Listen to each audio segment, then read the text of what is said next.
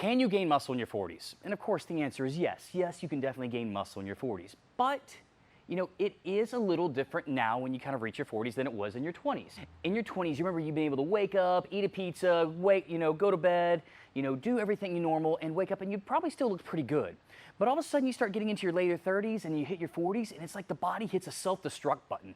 And next thing you know, you experience food hangovers. I mean, that's weird, isn't it? You have adult responsibilities, you have kids, you have bosses. You are now adulting. And all of a sudden it feels like changing your body feels completely different, okay? So this whole thing is how to gain muscle in your 40s, because yes, it is very possible, but let's call it what it is. You're gonna have to do things a little different. So let's cover at least the bases to make sure if you're in this process, you can still build an amazing physique. You can still look the way you wanna look. Let me show you how we do it here. So right off the bat, the first thing you have to consider when it comes down to building muscle in your 40s, 50s, or things of that nature is, are you healthy enough to do it?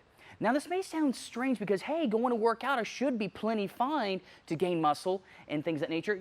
And true, you will make some progress, but it will feel really, really hard, and let me explain why. So one of the first things we always recommend anyone, especially any new person coming to RTC, is blood work. Get your blood work done. Especially cover the big ones, cover your cholesterol, glucose, triglycerides, blood pressure. And here's the reason why. It will always show in the blood, it will always show on the inside of the body before it ever shows up on the outside of the body. And you're really looking for trends here. If you've got a continuous trend of high glucose levels, well, it lets us know we got to get some things fixed. If your triglycerides are always high, we got to get some things fixed. And when it comes to cholesterol, again, if you're looking for a trend here and you're noticing that you keep trending up and up and up, again, we got to get things fixed. Because if the body isn't healthy internally, it does make your role of trying to lose fat and gain muscle, especially in your 40s or 50s, really, really difficult. And something that isn't talked about enough, well, let's call it what it is, people are talking about it more now, is hormones. It's another big component with this one here. Guys, let's face it, when you start getting into your 30s, 40s, or 50s, life happens. Hormones drop, blood work changes, everything is different. And this is something that needs to be talked about more often. Men, the big one you're gonna be focusing on here is testosterone. Go to your doctor, request to have a testosterone panel done, all right? And then get a copy of the report and learn the numbers. Because what you're looking for is, and this is what happens a lot of times, is you're looking to be optimal. Now, typically for testosterone ranges, depending on what you're focusing on, testosterone can have a range as low as 250 or 350, and that's total testosterone, all the way up to as high as 1,000. Again, depends the insurance company, depends the doctor. Now, you don't want to be too high, but nor do you want to be too low. You don't want to have a testosterone range in the bottom half of it because that really means you're not optimal. What you're looking for is you're looking to be kind of smack in the middle. You're looking to be optimal. Now get that checked out, and if all of a sudden you're seeing you're not optimal, well, take some necessary steps to get that done. And that'll be up to you and your doctor to talk about what are the steps to get that fixed. So for women, you have a little bit more that's involved here. Men, a little bit easier. Testosterone can tend to solve a lot of the problems for this one. But women, you have testosterone, you have estrogen, you have thyroid, you have progesterone, you have things of that nature. You're probably reaching the beginning stages of menopause. I mean, Lord help you, all right? So when you get that, you want to get a copy of the panel and educate yourself as well and see where you're at. So get a copy of that, look at it, and put yourselves in smack in the middle. Put yourselves in optimal ranges. And guys, find a doctor. Find a doctor that's in agreement with you on it. Now, when it comes down to hormones and blood work, again, you're looking to be optimal. You're not looking to be on the other end of sick. That's a big thing. Don't just be on the other end of the sick. Be smack in the middle. Be optimal. Be great. Because when you are optimal, when your blood work is optimal, and when your hormones are optimal, it does make your efforts in the gym show a lot better. Now, if you and your doctor are not eye to eye on things, find a different doctor, guys. Find one that's on the same page as you. And in fact, I do say this, I'm actually encouraging of, especially if you're trying to make a physique transformation or make a total body transformation, find a doctor that does understand working out and exercise and actually maybe lives the lifestyle, all right?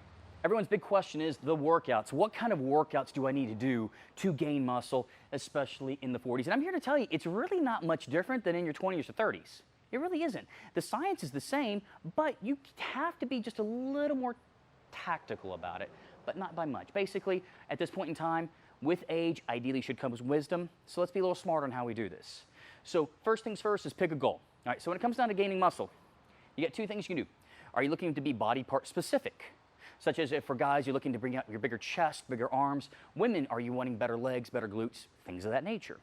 And if it's not body part specific, and it could be total body, just going, hey, look, I need to gain muscle everywhere. So know that one first, because that will determine the next step. So after we've kind of picked a goal, let's say the goal for right now is total body. You know, you want to gain muscle everywhere. My recommendation is to break it up into an upper body, lower body day. So you have upper body day 1, lower body day 2, rest day 3, and kind of repeat the process. You do that, pick about 4 to 5 exercises, anywhere from 2 to 5 sets, you know, per exercise, and do that day 1, do that day 2, okay? Rest day 3, do that day 4, do that day 5. Repeat it in that context would be a good place to start. Now, I'll give you some more details about that in a little bit, all right? Now, let's say if it's body part specific. Let's say you're that person right now that you're already working out, but you're noticing a specific body part just isn't coming up to par. So what you can do on this one, if it's body part specific, do 4 to 6 exercises, but spread those 4 to 6 exercises throughout the week. So you may do 2 exercises Monday, Wednesday, Friday. So let's say for guys, you're trying to focus on your chest, you can do 2 exercises for your chest Monday, Wednesday, Friday, okay? 2 to 5 sets, things of that nature. And I always recommend, guys, if you're starting your journey into gaining muscle, you know, when we say 2 to 5 sets or 2 to 5 rounds, start on the low end. Start with 2 rounds, maybe 3, that's plenty. You want to start on the low end and build off of that. If you end up starting with 5 rounds, that's a lot of work, especially if you've not been working out in a while, and you will find that that can make you pretty sore and have a pretty rough go in the gym. So start on the low end and build up, and again, hang on, when it comes down to tracking, I will show you why to do this, because here's the reason why we do this. We start on the low end everything because the goal is to stimulate, don't annihilate. Back in your younger days, you could go in and just crush it in the gym and push yourself to max effort until failure and go beast mode and all that good stuff in the gym and wake up and do great, and you probably could. But when you kind of get into your 40s, your body takes a little longer to recover, all right? So again, the goal is to stimulate growth, not crush your soul in the gym. So let's talk about how to do this, and this is why I recommend start on the low end, especially 2, 3 sets, especially if you're body part specific, 4 to 6 exercises a week. If you're total body, upper body, lower body day with 5 exercises each day, start on that end, 2 rounds, because here is the goal and here's the key thing right through here. We are now talking tracking your numbers. Now, what do I mean by tracking your numbers? Tracking your numbers, I mean you're recording your numbers each and every workout. You're recording the exercise you did, weights, sets, reps, things of that nature. Now, when you're in your 20s, what you probably didn't realize is over time, you were doing that and not realizing you're doing it, meaning you're coming to the gym and probably trying to do a little bit more than you did last time. You're gonna apply that same principle here with recording the numbers, but you're gonna do this a little more smart. You're gonna be a little smarter in how we do this, a little more tactical in how you do this. So what you're doing is, you're going to record your exercises, weights, sets, and reps, and the goal is to strive to beat those numbers in each workout. Now, what do I mean by that? So let's kind of use this as an example.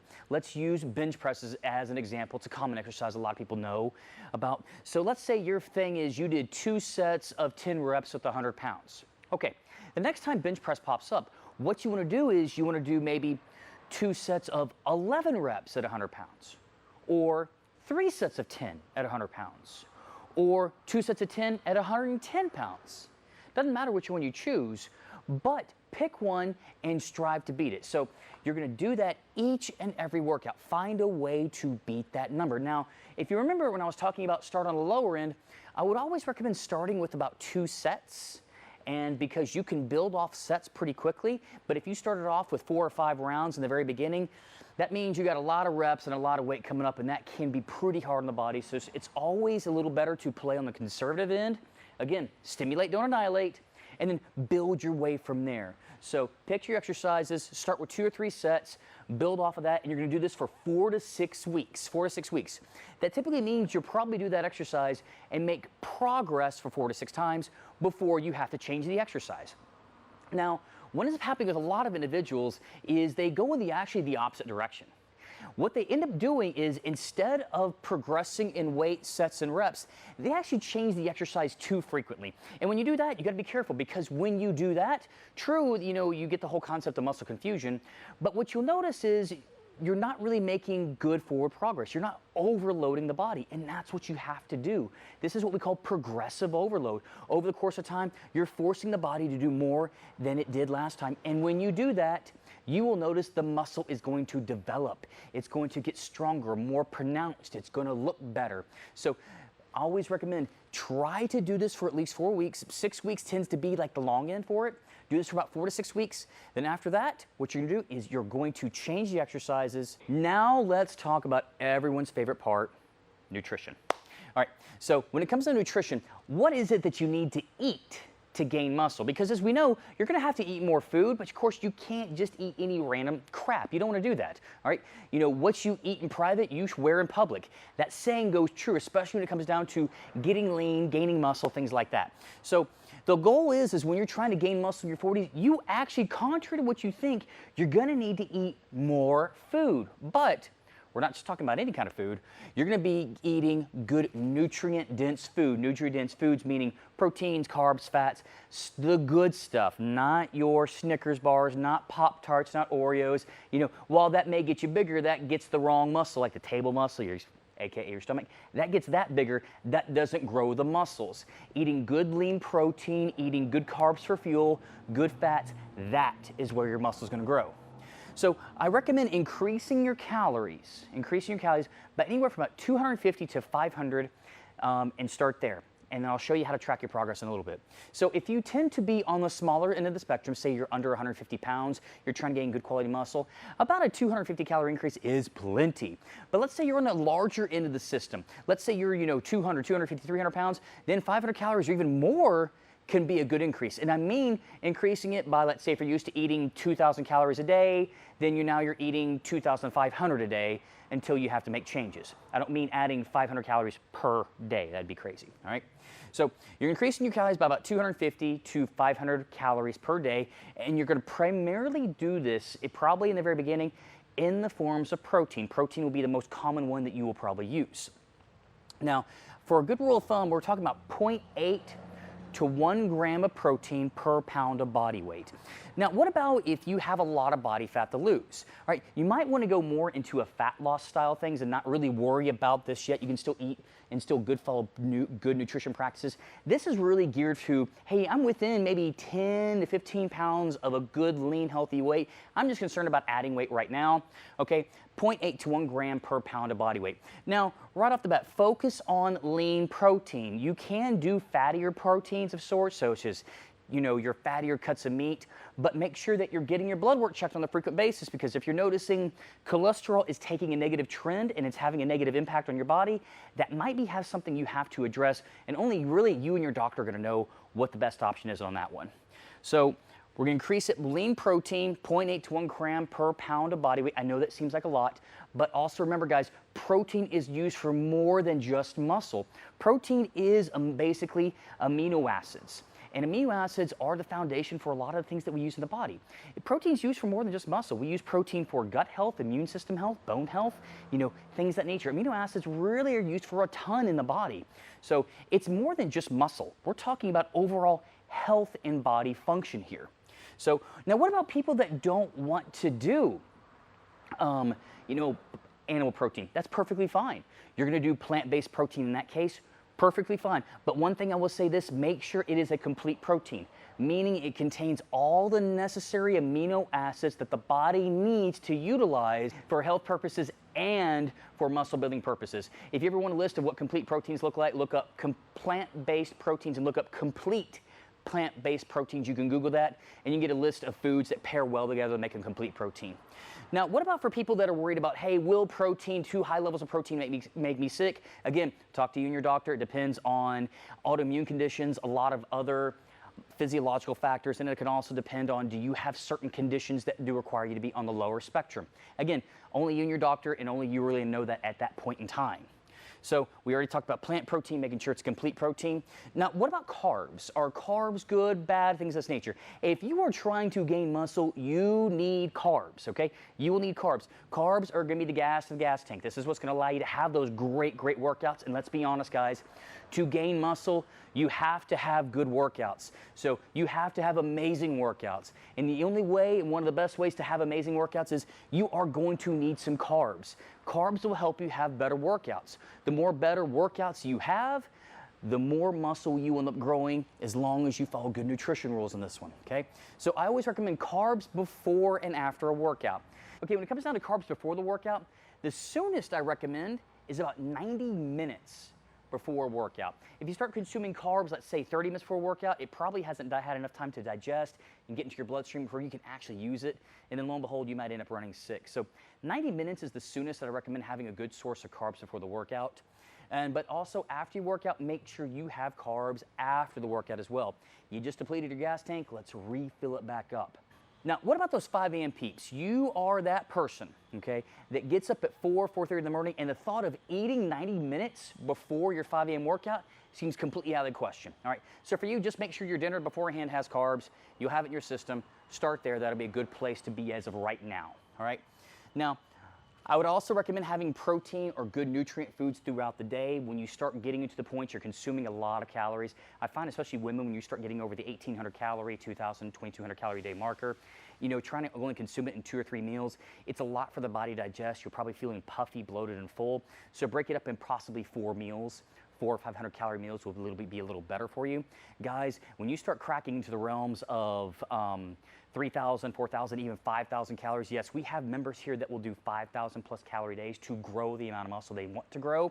If you're in that case, you probably have to break it up and even into every 2 to 3 hours, every 2.5 hours. Only you gotta know what's best for you on that one. But as your meals calories get bigger, just know you might have to spread that throughout the day more, just so you don't feel so heavy, puffy, and bloated. And we found, you know, science doesn't always back this part up, but we have found that whenever you have these protein, you know, your nutrients spread throughout the day, the body tends to digest it a little better. Like, it's like your body utilizes it a little more effectively. Again, that's just anecdotal observation.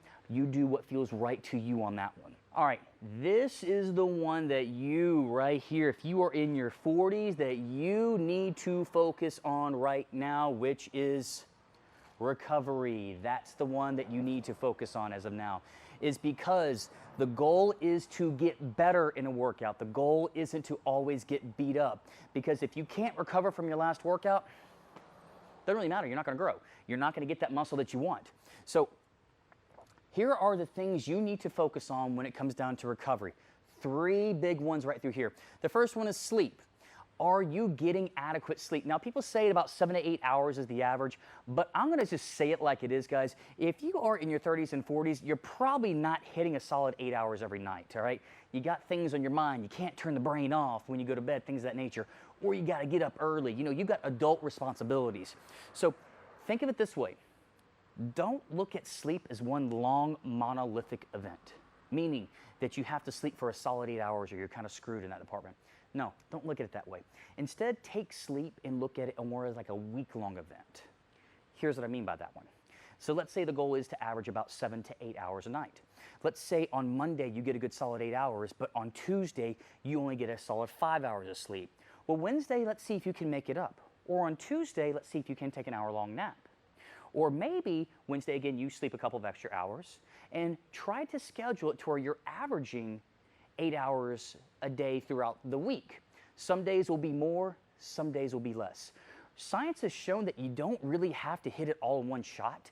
That in fact, that if you sleep for say 5 hours, but you take an hour-long nap that day and then sleep an additional hour the next day on Tuesday, that's not a bad way to go. Your body will actually self-adjust.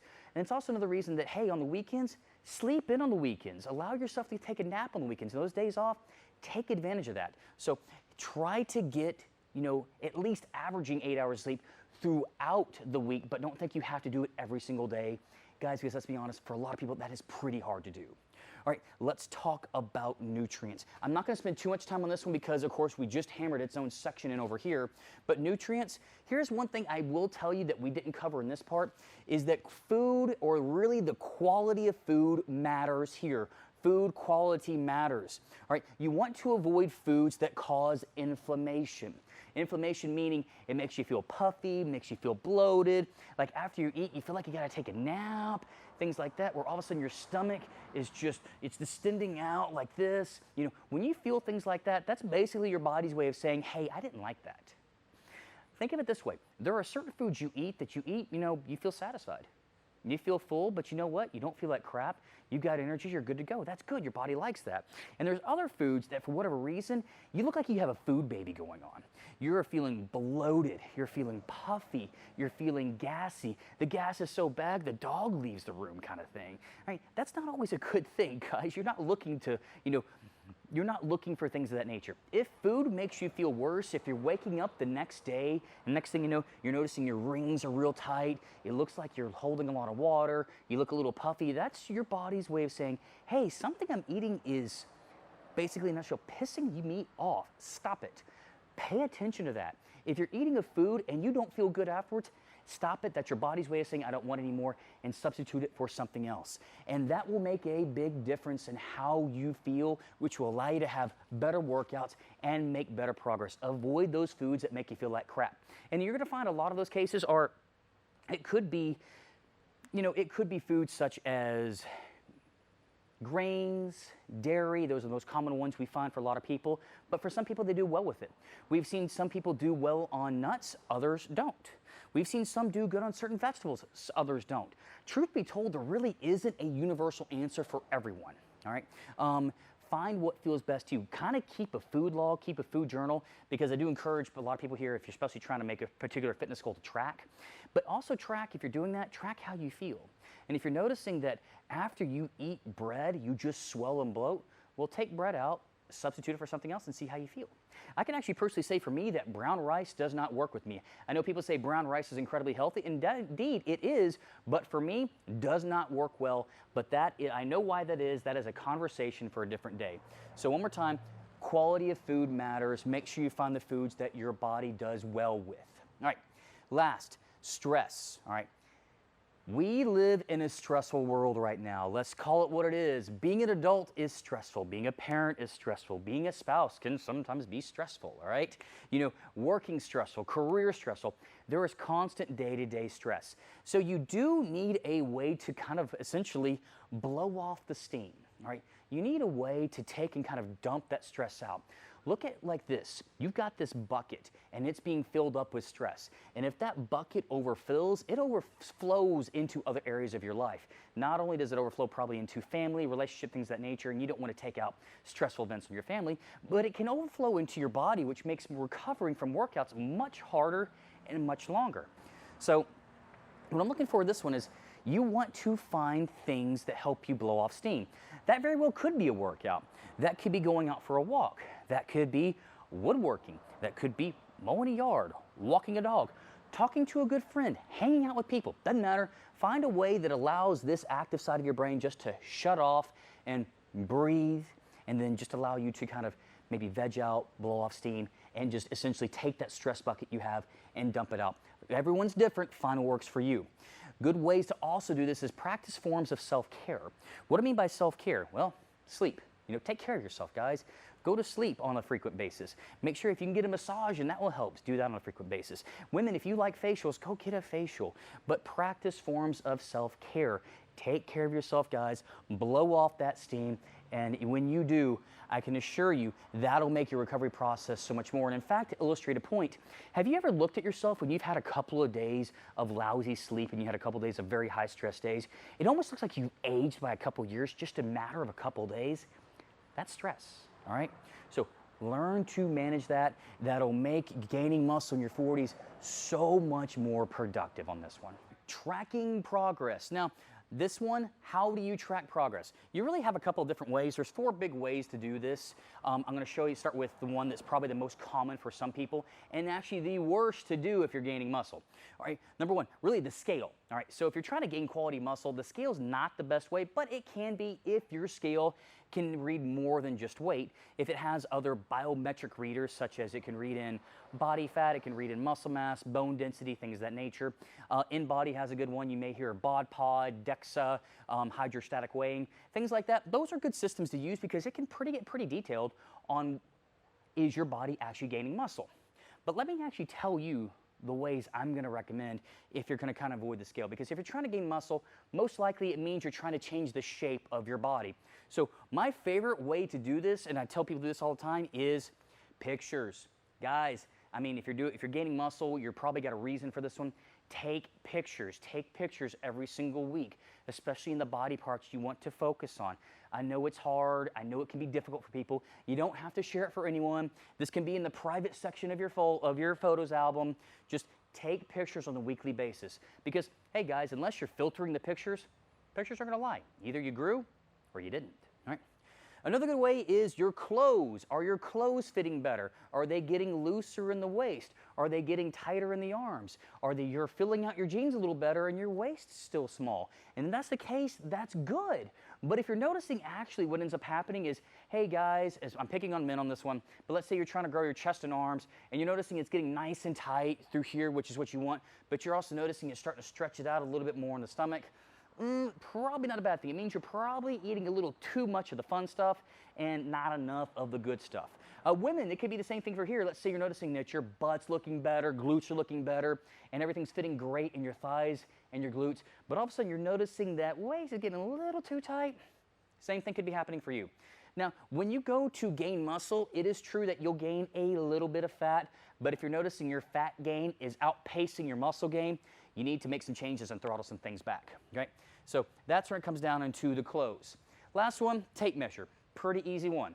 Again, I'll pick on guys. Let's say you're trying to grow your arms, guys. You're growing your arms, and you notice the arm diameter or the circumference, of your arm increases. Great. But here's what you also make sure you do.